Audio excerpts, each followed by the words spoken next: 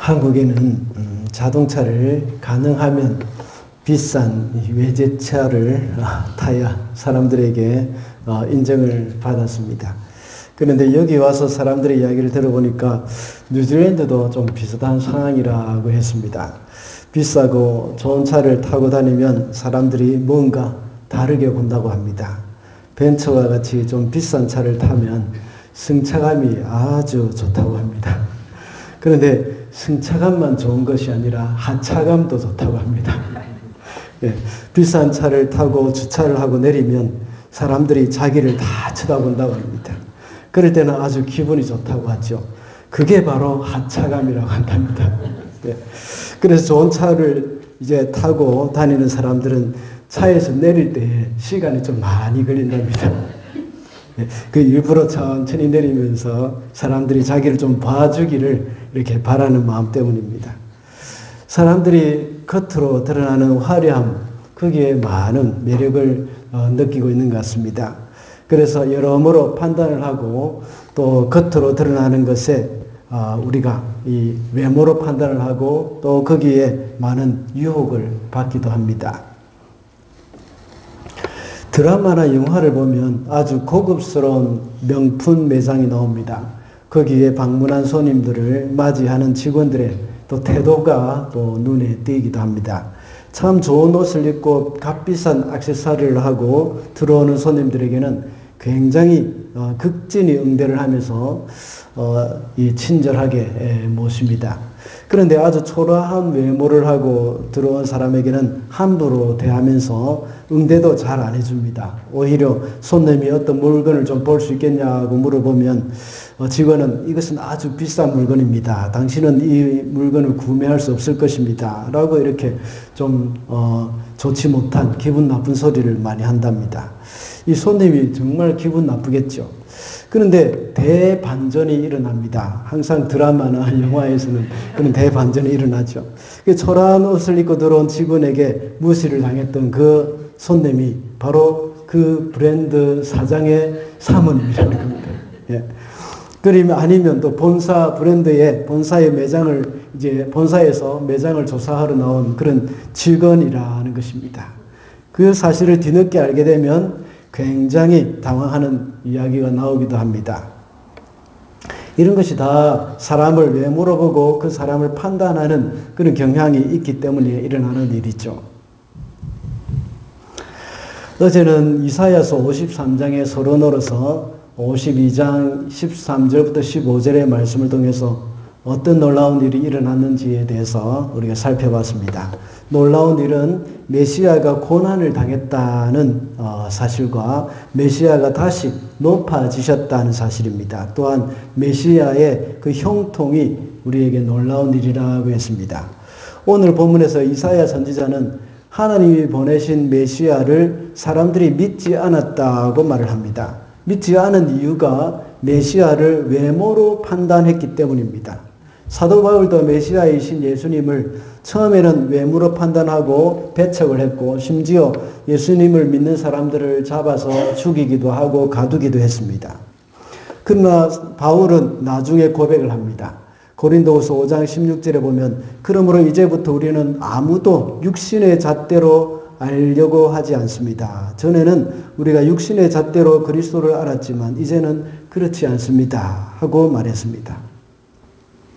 다시 말하자면 그리스도를 외적인 요소만 보았지만 이제는 그렇게 하지 않겠다 하는 그런 말을 하고 있습니다. 오늘 본문에서 이사야 선지자는 사람들이 메시아를 믿지 않았다고 말을 하면서 본문을 시작하고 있습니다. 그 이유가 바로 자신들이 생각하는 메시아다운 그런 모습, 이런 모습이 없었기 때문입니다. 그런 가운데 그들 가운데 나타난 메시아의 모습이 어떠했는지 믿지 않은 이유라는 제목으로 말씀을 좀 상고해 보도록 하겠습니다.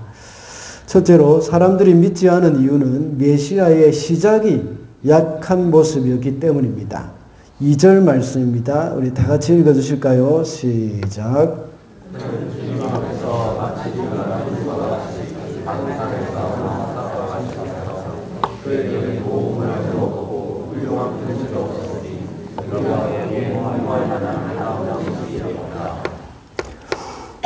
오늘 본문에서는 우리가라는 말이 3번이나 나옵니다. 1절에서는 우리가 들은 것을 누가 믿었느냐 하고 말하고 있습니다. 여기서 말하는 우리는 말씀을 전하는 이사야를 포함한 선지자들을 가리키는 것이죠. 그리고 2절에서는 우리가 보기에 흠모할 만한 아름다운 것이 없다라고 말했습니다. 여기서 말하는 우리라는 말은 선지자를 포함한 모든 이스라엘 백성들을 가리키는 말입니다. 그리고 3절에 보면 우리도 덩달아 그를 귀하게 여기지 않았다고 말합니다. 여기서 말하는 우리라는 말도 역시 선지자를 포함한 이스라엘 백성들을 말한다고 봐야 합니다. 그러나 문맥, 전체 문맥을 따라서 이걸 쭉 보면 여기에 어떤 후회하는 그런 모습이 비칩니다. 이런 것들을 볼 때에 이스라엘이 마침내 그리스도께로 돌아왔을 때에 그 과거의 자신들의 잘못된 모습들, 그들이 예수님을 배척했던, 메시아를 배척했던 그 모습을 생각하면서 말을 하고 있는 것입니다. 그럴 때에 이스라엘이 마침내 그리스도께로 돌아올 때에 온 이스라엘이 하게 될 그런 고백이라고 할 수 있습니다. 그래서 오늘 본문을 포함한 이사야 53장의 말씀은 이스라엘이 그리스도를 알지 못했을 때 그들이 메시아를 거부했던 이유에 대해서 한 말입니다. 그러므로 이제 돌아와서 그 메시아의 고난이 바로 우리 때문이었다는 것을 고백하고 있는 것입니다. 그들이 메시아를 믿지 않고 배척한 이유가 마치 연한 순과 같이 마른 땅에서 나온 싹과 같이 자랐다는 말씀을 하고 있습니다. 연한 순이라는 말은 우리가 쉽게 이해할 수 있습니다. 그런데 마른 땅에서 나온 싹, 이 말은 조금 설명이 필요합니다. 싹이라고 번역을 했는데 원문에서는 뿌리라는 뜻입니다. 이것이 마른 땅에 있다는 것은 생명을 보장할 수 없지 않습니까? 뿌리가 마른 땅에 있다 하는 것은 곧 물이 없어 죽게 될 수도 있다는 겁니다. 그런데 뿌리가 땅으로부터 나왔다고 말합니다. 싹이든지 뿌리든지 마른 땅에서 나왔다는 말은 곧 말라 죽을 수도 있다는 말입니다. 이것은 메시아가 목숨을 보장받을 수 없는 아주 위험한 상황이라는 것을 말하고 있는 겁니다. 이 세상의 가치관으로 볼 때에 아주 메시아답지 않은 모습이라는 사실입니다. 이스라엘의 구원할 메시아라면 그냥 연한 순이나 이 마른 땅에 있는 그 싹이나 또는 뿌리와 같지 않고 정말 백향목과 같은 튼튼하고 화려한 모습이어야 합니다. 어떤 특별한 무엇인가가 있어야 하는 것이죠. 우리나라의 단군 신화를 볼 때에 단군의 탄생이 아주 예사롭지 않습니다. 하나의 지어낸 이야기이지만 곰이 동굴에서 마늘만 먹고 지내면서 마침내 여자로 변한 것이 웅녀이지 않습니까? 그 웅녀가 하나님의 아들 환웅과 결혼해가지고 단군을 낳아서 한민족의 조상이 되었다 하는 이야기입니다. 이런 이야기를 지어낸 이유는 민족의 자긍심을 갖게 하도록 하기 위한 것이죠. 유대인들이 생각하기에는 메시아도 마찬가지입니다. 뭔가 특별하고 강해 보이는 것이 있어야 메시아다운 패기가 있어 보이지 않습니까? 이스라엘의 하스모니안 왕조, 혹시 여러분들 들어보셨는지 모르겠습니다. 마카비가 있습니다. 이 하스모니안 왕조에 마카비라는 사람이 있는데 이 사람은 헬라 제국의 극악한 통치에 반발해가지고 반란을 일으켜서 이제 성공했습니다. 그래서 지금까지 오랜 기간 동안 이제 식민지로 있던 이스라엘이 약 100년 이상을 독립했던 적이 있습니다. 그 마카비 시대라고 하죠. 그러다가 나중에 다시 로마의 지배하에 들어갔던 적이 있었습니다. 그래서 로마 사람들은, 유다 사람들은 메시아를 기다리면서 이 마카비와 같은 사람이 나오기를 학수고대하고 있는 것입니다. 그런데 메시아는 탄생부터 그렇지 못했습니다. 메시아는 왕궁에 태어나는 것이 이 사람들의 기대에 부합할 수 있습니다. 그런데 그래서 동방박사들이 별을 보고 유대인들의 왕을 찾아온 사람들, 이런 사람들이 바로 예루살렘의 헤롯이 사는 궁으로 갔던 것입니다. 그런데 예수님의 시작은 왕궁이 아니었습니다. 그리고 화려하고 큰 예루살렘이라는 그런 도시가 아니었습니다. 아주 작은 시골, 시골 마을의 베들레헴이라는 곳이었습니다. 태어날 방이 없어서 마구간에서 태어났습니다. 거기서 태어난 것만 해도 모자라서 누울 곳조차 없어서 마을 구유에 누우셨습니다. 이와 같이 메시아의 탄생은 지극히 연한순과 같았습니다. 벽향목은커녕 일반 작은 관목도 아니었습니다. 말 그대로 연한순과 같이 정말 보잘것없고 약한 존재였습니다. 그리고 예수님은 마른 땅에서 나온 뿌리와 같이 곧 죽어 없어질 그런 존재처럼 보였습니다. 목숨도 위태로웠죠. 유대인의 왕이 태어났다는 소식을 헤롯 왕이 들었죠. 그래서 자신의 자리를 위협할 씨를 제거하기 위해서 베들레헴에 군사를 보내서 2살 아래의 아기들은 모조리 다 죽여버렸습니다.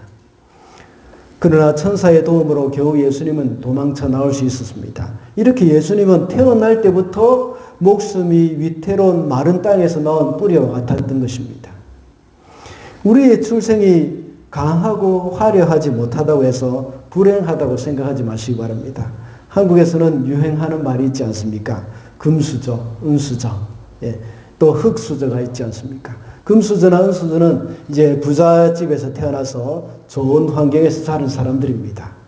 고액 과외를 받으면서 공부도 잘해서 이 세상에서 성공하는 데 아주 큰 디딤돌이 되어졌던 사람들을 가리켜서 금수저라고 말을 하기도 합니다.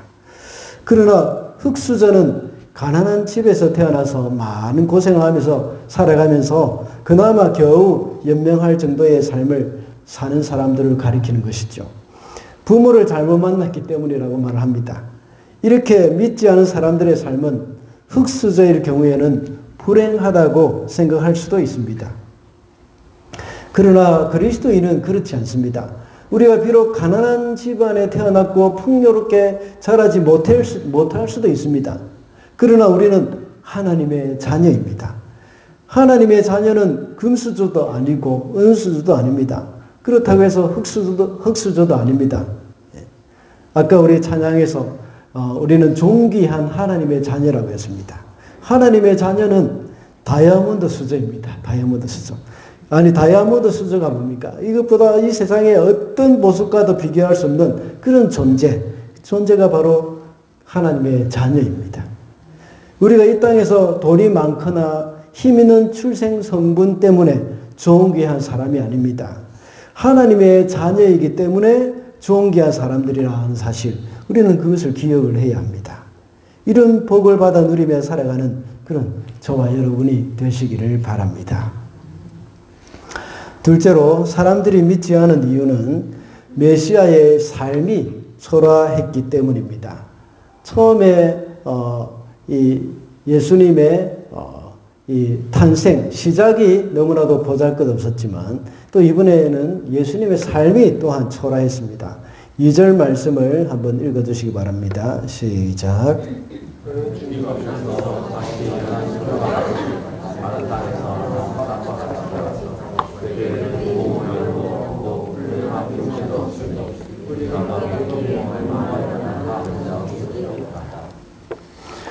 예수님이 이 땅에 살아가실 때의 모습입니다. 여기서 말하는 고운 모양도 없고 훌륭한 풍채도 없다는 말은 메시아가 사람들에게 메시아로 인정받을 만한 그 외적인 조건을 하나도 갖추지 않았다는 의미입니다. 또한 우리가 보기에 흠모할 만한 아름다운 모습이 없다는 말도 역시 비슷한 의미입니다. 메시아가 사람들의 이목을 끌만한 그런 조건을 갖추지 못하고 배척당할 것이라는 사실을 말하는 것입니다. 예수님이 하신 말씀이 있습니다. 여우도 굴이 있고 공중의 새도 거처가 있지만 인자는 머리 둘 곳이 없다고 말씀하셨습니다. 그래서 예루살렘에 가실 때는 감난산에서 기도하시면서 거기서 늘 밤을 지새우셨습니다. 또한 예수님이 자라나신 곳이 나사렛이었습니다. 그것은 굉장히 낙후된 곳이었습니다. 요한복음 1장에 보면 빌립이 나다나엘에게 예수님을 소개하면서 모세와 선지자가 기록한 분, 그분을 만났다고 말합니다. 그분이 누군가 하면 메시아인데 요셉이 낳은 아들, 요셉의 아들 나사렛 예수라고 말을 합니다. 그때 나다나엘은 나사렛 사람 예수라는 말을 듣고 약간 기분이 언짢은 투로 말을 합니다. 나사렛에서 무슨 선한 것이 날 수 있느냐 하는 것입니다. 기분 나쁜 것입니다. 메시아라고 하면 이 예루살렘 같은 대도시 정도는 되어야지. 나사렛에서 무슨 메시아가 나오느냐는 것입니다. 메시아라는 이름에 최소한의 예의가 있지 않느냐 하는 것이죠. 어디 감히 나사렛에서 메시아가 나온단 말이냐 하면서 오히려 빌립에게 불쾌감을 표시하는 그런 말투입니다. 그러면 나사렛이라는 동네는 과연 어떤 동네이기에 나다나엘이 이렇게 반응을 했을까요? 그것을 알기 위해서는 마태복음 4장 15절부터 16절의 말씀을 보면 어느 정도 알 수가 있습니다. 한번 제가 읽어보겠습니다. 스불론과 납달리 땅 요단강 건너편 바다로 가는 길목 이방 사람들의 갈릴리 어두움에 앉아있는 백성이 큰 빛을 보았고 그늘진 죽음의 땅에 앉은 사람들에게 빛이 비치었다. 여기서 말하는 갈릴리 사람들을 일컬어서 흑암에 앉은 백성이라고 말했습니다. 또 사망의 땅과 그늘에 앉은 자들이라고 표현을 했습니다. 나사렛은 갈릴리 지방에 있는 아주 작고 보잘것없는 동네입니다. 그때 당시 갈릴리는 팔레스타인에서 가장 낙후된 지역이었습니다. 문제 많고 가난하고 못 배운 사람들이 사는 지역이었습니다. 팔레스타인 사람들이 가장 무시하는 지역이 바로 갈릴리 지역이었습니다. 사도행전 5장 37절에 보면 갈릴리에 유다가 일어나 백성들을 깨워 따르게 했다고 나와 있습니다. 이곳 사람들은 여러 가지로 목마름이 많은 사람들이었습니다. 그래서 사람들의 선동에 쉽게 넘어가는 또 쉽게 요동함이 있는 그런 사람들이었습니다. 이런 중에 아주 충격적인 사건이 또 하나 더 있었죠. 누가복음 13장 1절에 보면 빌라도가 어떤 갈릴리 사람들의 피를 그들의 제물에 섞은 적이 있었습니다. 빌라도는 자기가 섬기는 신에게 제사를 하기 위해서 사람을 죽여가지고 그 피를 제물에 섞는 아주 잔인한 그런 행동을 했습니다. 왜 하필이면 갈릴리 사람들이었을까요? 빌라도는 예루살렘에 살지 않습니까?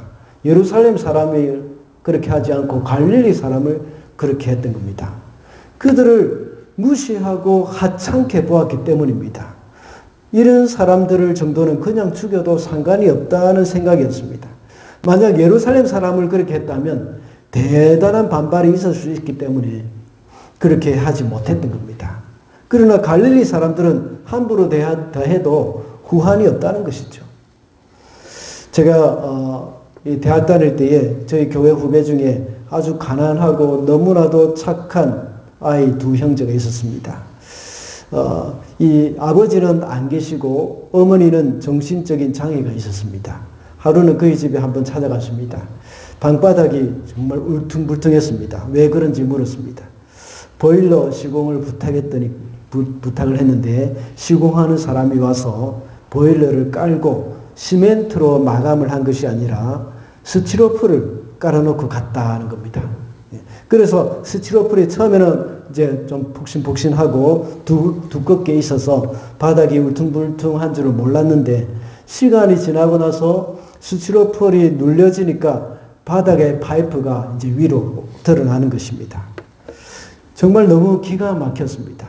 이것을 보면서 제가 생각을 했습니다.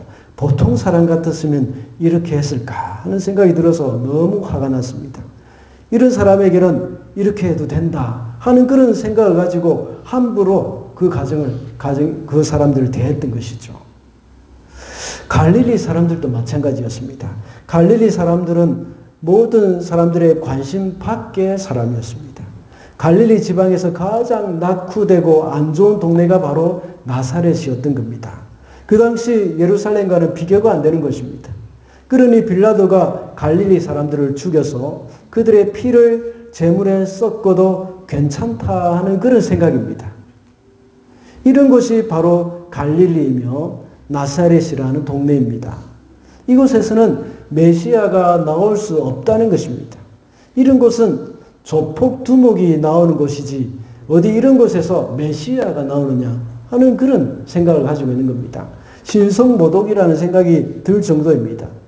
나다나엘과 같은 사람들이 바로 이런 편견을 가지고 있었던 겁니다. 그 편견은 예수님을 만나는데 아주 심각한 방해 요소가 되는 것이죠.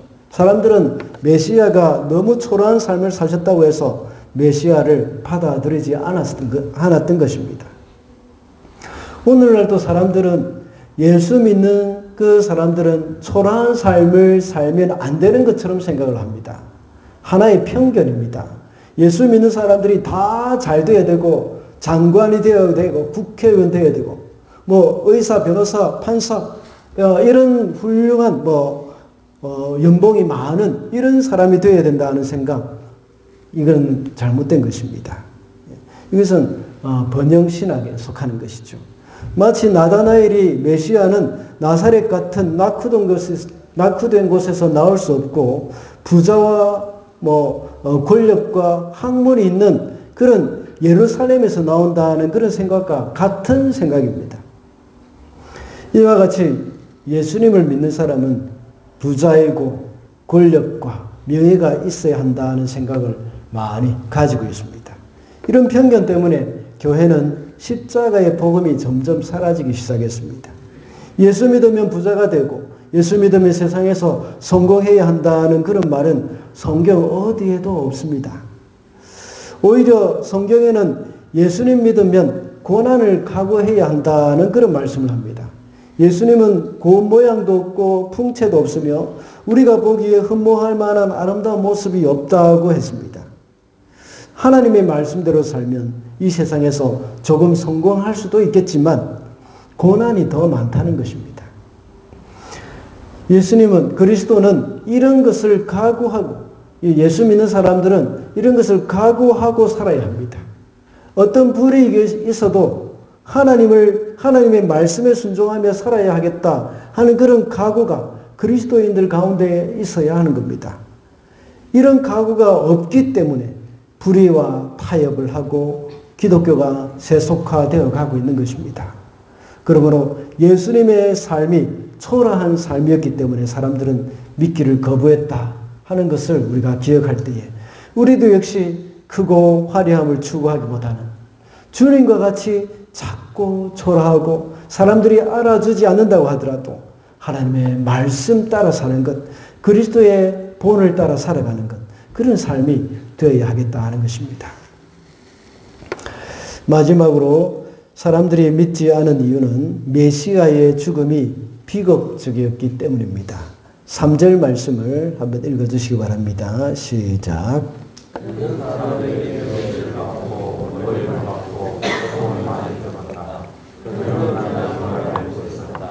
사람들이 그에게서 얼굴을 돌렸고 그가 배신을 받으니 우리도 당당하게 여기지 않았다.